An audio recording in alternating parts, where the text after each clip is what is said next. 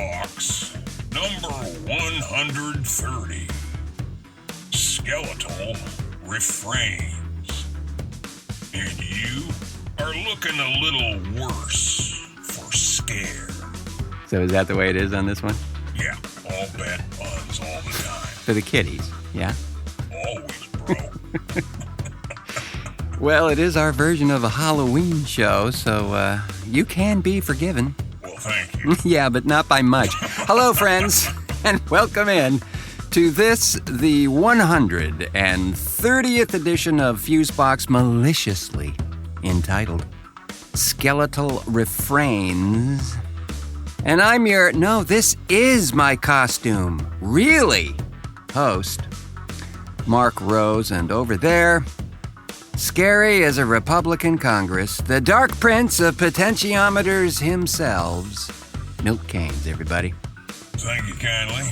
So, you like this time of the season, Mr. Keynes? Well, I like hiding out in the dark and not answering the door, if that's what you mean. Yeah, but you do that every day of the year. Fair enough. Yeah, no, I don't care for this time of year, really. But you know what? I gotta say, it's kind of weird this year. I'm kind of digging it. Oh, yeah? Really? So you're planning on doing the trick-or-treat thing, then? Oh, hell no. Can you imagine that? Me showing up at some poor slob's house with a pillowcase and a pair of bloodied hedge trimmers? Well, wait, you actually... Yeah, I do that a lot, don't I? Yeah.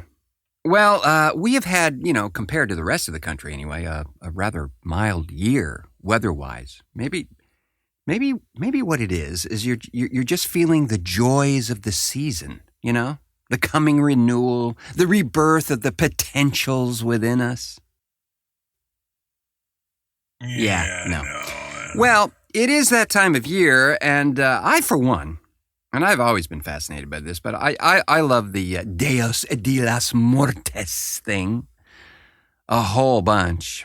I particularly love the art associated with Day of the Dead, the little brightly colored skeletons and all that stuff. Love that. Yeah, I know that about you. Don't you have some kind of skull-shaped flower pots or something upstairs there? Yeah, actually I do. It's about the size of a plum, maybe, and out of the top of the skull's head is a little air plant. What do they call those things? Talandrias or whatever they are. And it's all painted in the style and tradition of that particular observance. Yeah, I went to Mexico when I was a wee lad and encountered a parade that was commemorating that event. And man, I was just stricken with it ever since. Well, I thought it was because you're like a vampire or something. Well, that is a true fact. That my dad's side of the family actually harkens back to Transylvania. It's not a joke. It's true. Well, there you go. I always thought that coffin in your living room was a bit fucked up, but hey, this is Portland, so whatever raises your dead, I guess.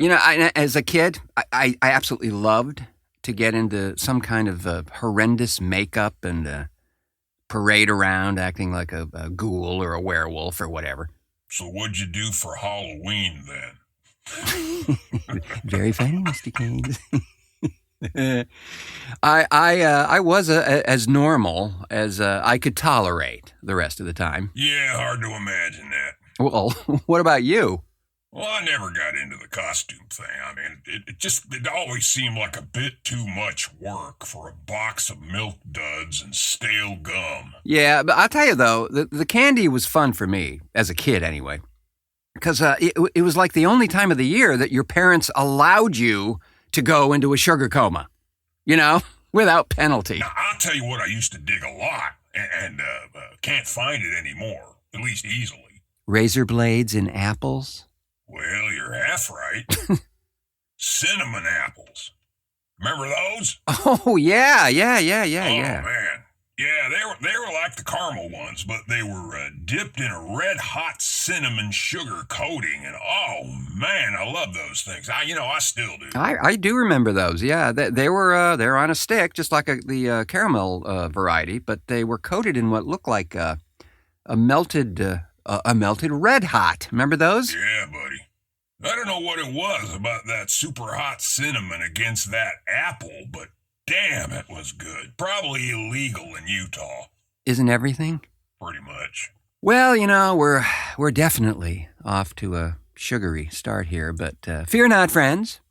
We have a couple of goodies in our bowl of show from the past, actually, that are most appropriate for the theme of this edition of Fusebox. We like to refer to them as evergreens, and upon a short reset, we will commence with the frightening frivolity. The most trusted name in surgical dressing. TheFuseboxShow.com. This program is presented by the Centers for Disease People. Most of us have fond memories of close encounters with unusual animals. But did you know that children can carry germs that can make people sick? It's important to follow these recommendations. Wash animals cautiously. And pregnant women should put animals in your mouth while visiting an animal. The always relevant and highly specialized F.LeMur. A frequent contributor to our madness over here is Jodi Lorimer. And a few years back, she wrote and voiced a little ditty called The Family Face, and it's become an evergreen, as we like to say, for this time of year in particular. And so we present it once again for your screaming and dying pleasure. Here's The Family Face.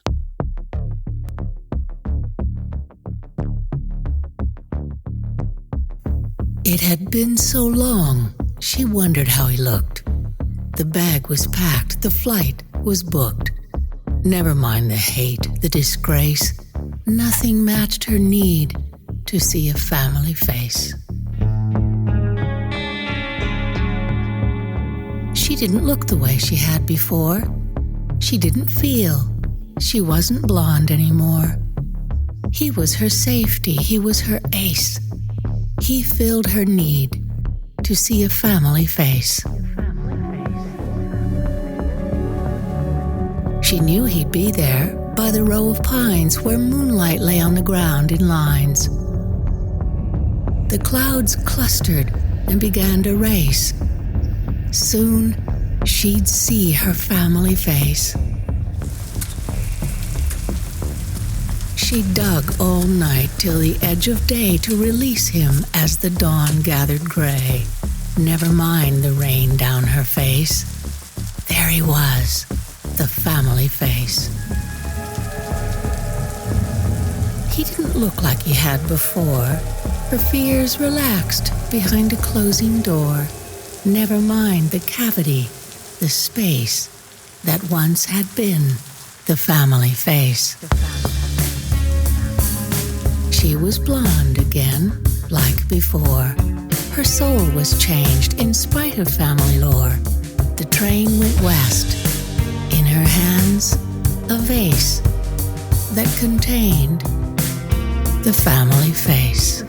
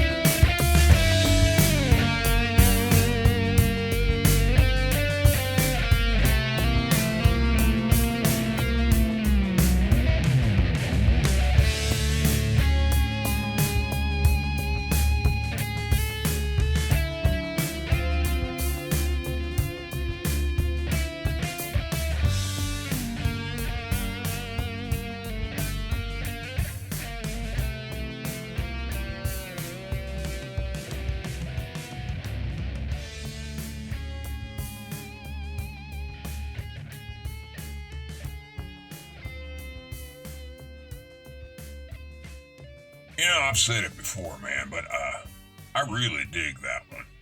And that vamp on the end, too. Well, thank you, sir. As do I. And thanks again to the very talented Jodi Lorimer for writing and voicing that one for us, and as usual, allowing me to fiddle with the sonic landscape there with reckless abandon. We'll actually have another one of those type of things coming up in a bit, this one read by our comrade in audio crime here at Fusebox, Jeff Pollard. But first, you know, I was actually going to do a review of this series, and I still might, but I just wanted to mention, for those who have Amazon Prime in particular, or if not, perhaps you can find and locate this series in the land of obtainment or some other such method. But a series that debuted on the aforementioned Amazon Prime a few months back was called Carnival Row, and it stars Cara Delevingne and Orlando Bloom, among others, in what is described in the wiki entry, quoting here, Carnival Row follows mythical creatures who have fled their war-torn homeland and gathered in the city as tensions are simmering between citizens and the growing immigrant population.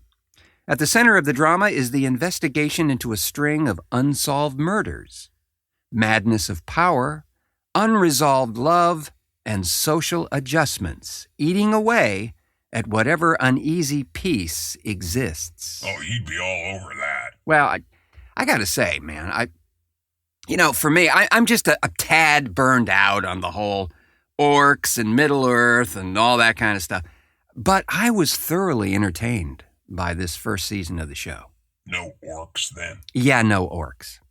And I had read some pretty damning editorials claiming that the show was dull and uninspired, as one person wrote.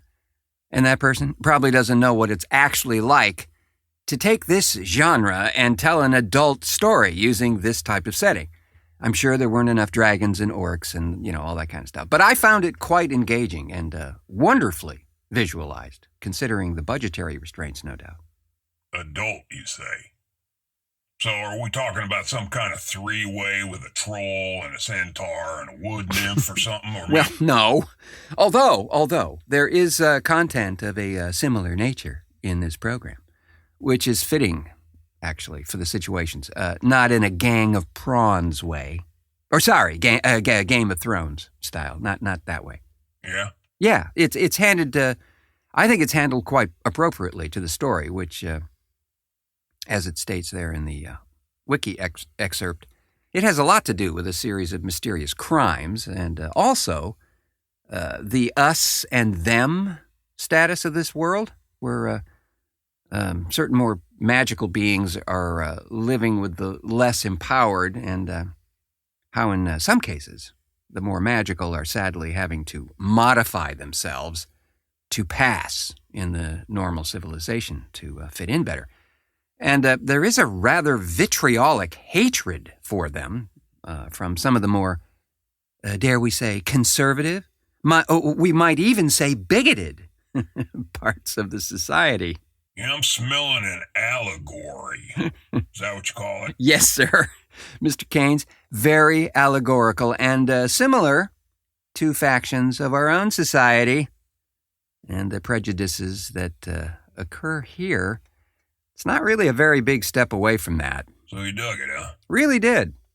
And again, sometimes trailers or previews for a series or film, they can be very misleading, if not downright damaging, actually, to the show's potential.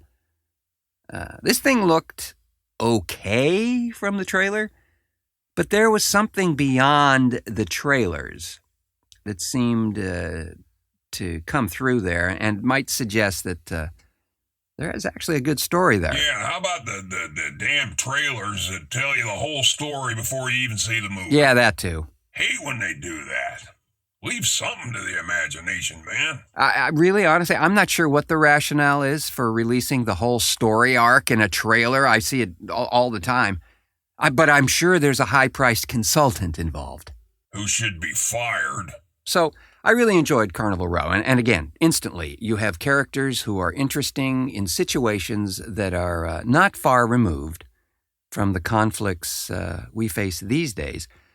Perhaps in a different setting, but the way we feel about their situations is, I think anyway, very accessible. Oh, and not to be confused with another great, albeit short-run series that was originally on HBO, I think, called Carnival, which, if you have not seen that one, I would urge a similar view. I think that might be on Amazon as well. Maybe Netflix? Says here at least season 1 is available on Amazon Prime, yeah.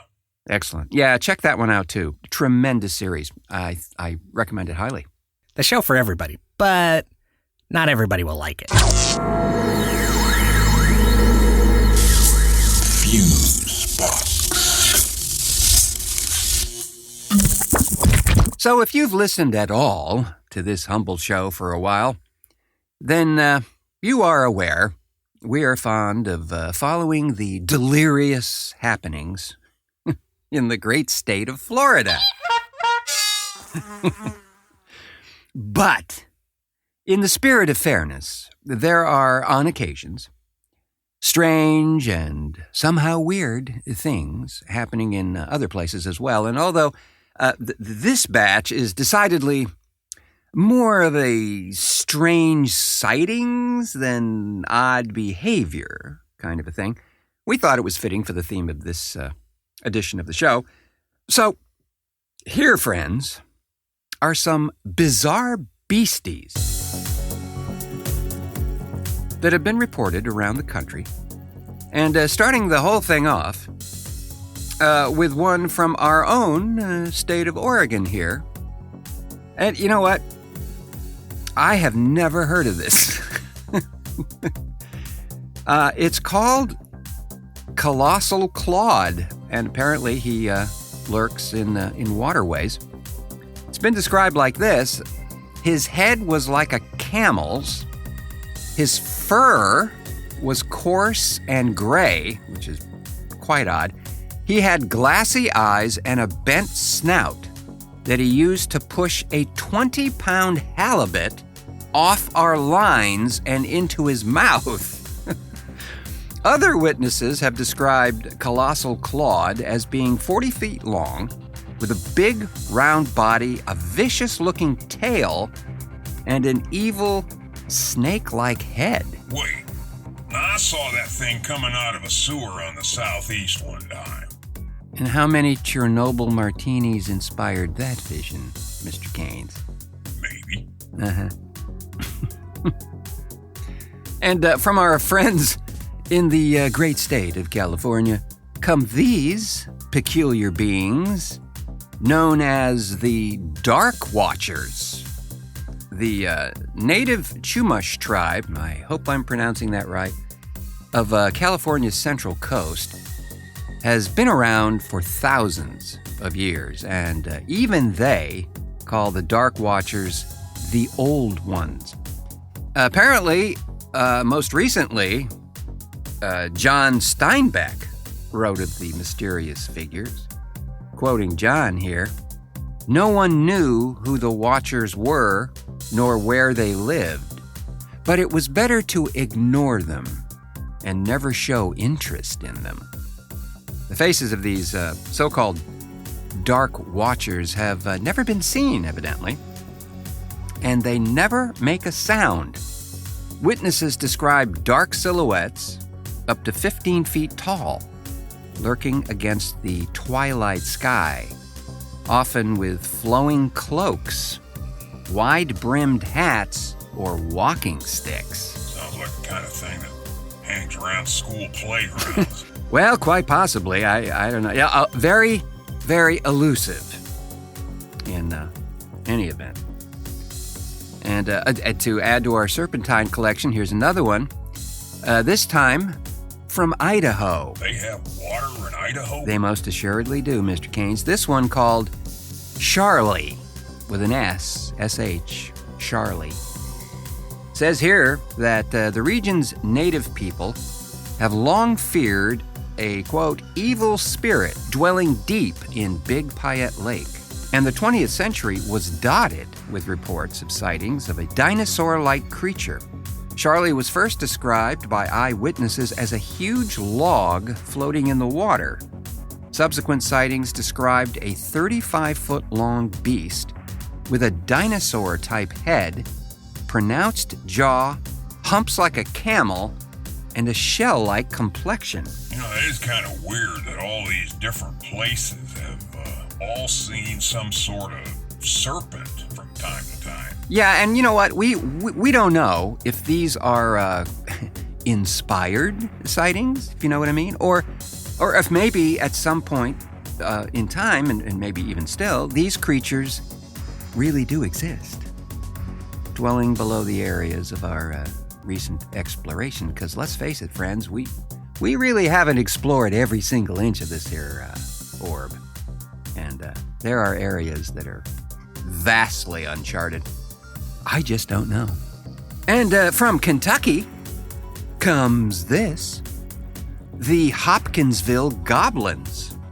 Space goblins was the explanation for the little silvery green men who tormented the inhabitants of the Sutton farmhouse in Kelly, Kentucky.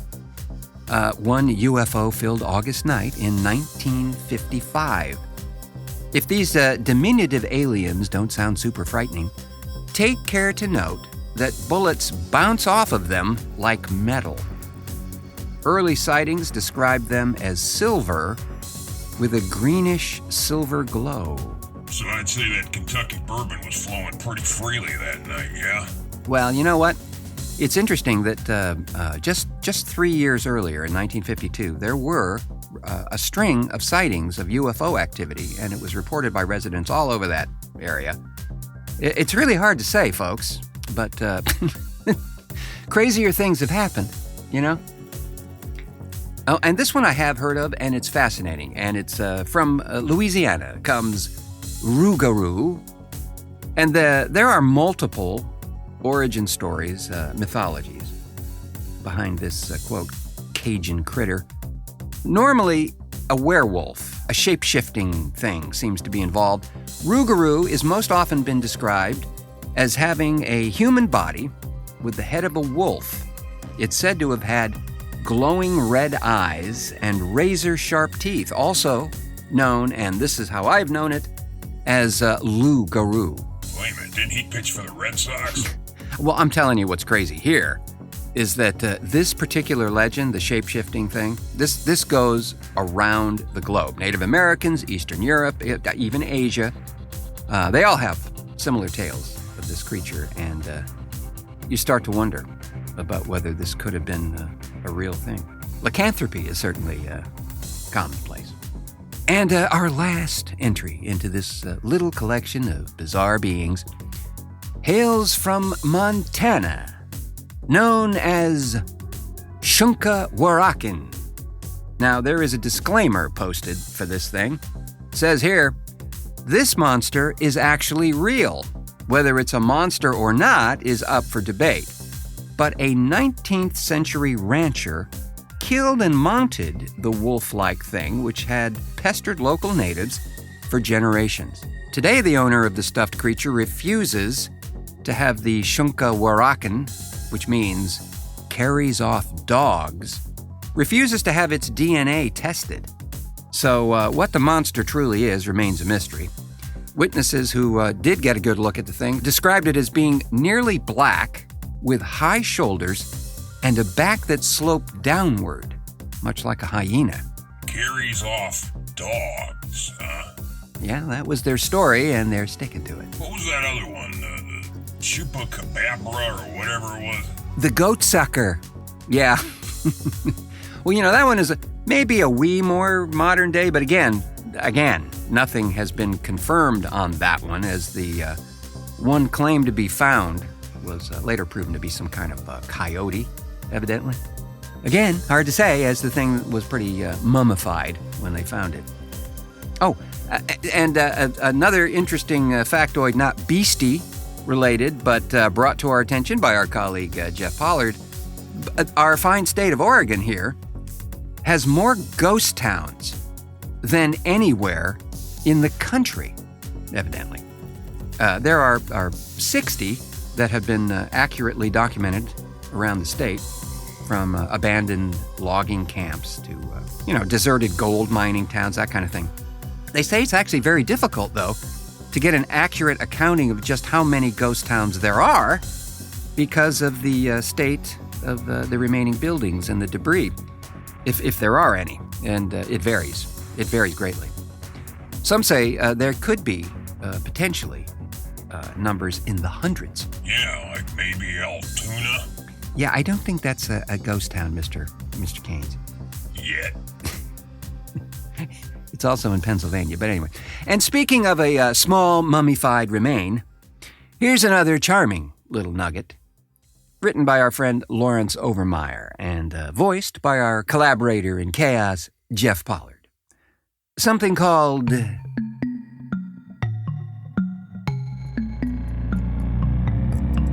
Voodoo Chap. I have a dapper little British voodoo doll with bowler and umbrella. I like to take the pins out of his head and stick them in his butt to wake him up. And sometimes, when I really want to frighten him, I take off all his clothes so no one can tell what class he's from.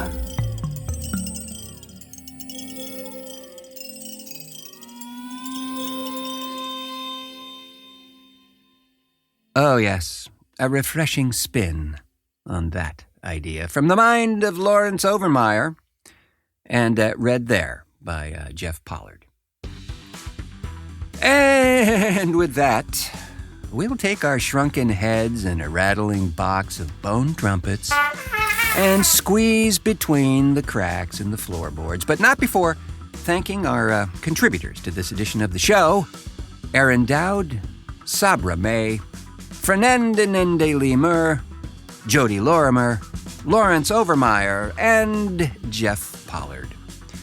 Notwithstanding, although often standing in the shower wondering what day it is, the maestro of meters himself, Milt Keynes, for technical assistance. Pleasure as always. And, of course, our undying, nay, immortal, and not like a stiff, rotting zombie at all, no. Thanks to you, friends, for pushing play on this here episode of Fusebox. We know there are countless other, some might even say, more rewarding things for you to be doing, but you're not. You're right here, plugged into whatever type of awesome contraption you have there and listening to us. So we do so much appreciate that. As do we also appreciate you clicking subscribe and ticking the little stars or the buttons or the boxes or whatever it is where you are receiving and retrieving this program. Give us a nice big rating, as we do so appreciate that. As we also appreciate you stopping by the Fusebox store on your way towards the exit, as that helps us immensely as well. You can easily locate the link to the store there in right here in these here show notes, as well as from the Facebook page, the Fusebox Show, and clicking on the Shop Now button. And last, but certainly at the end, by visiting the Fuseboxshow.com webpage and clicking that little shopping tab there. Easy as that. I have been your wondering why they don't make a chocolate-covered cucumber host, Mark Rose, saying, have a delightful Halloween, and until our next cartoon.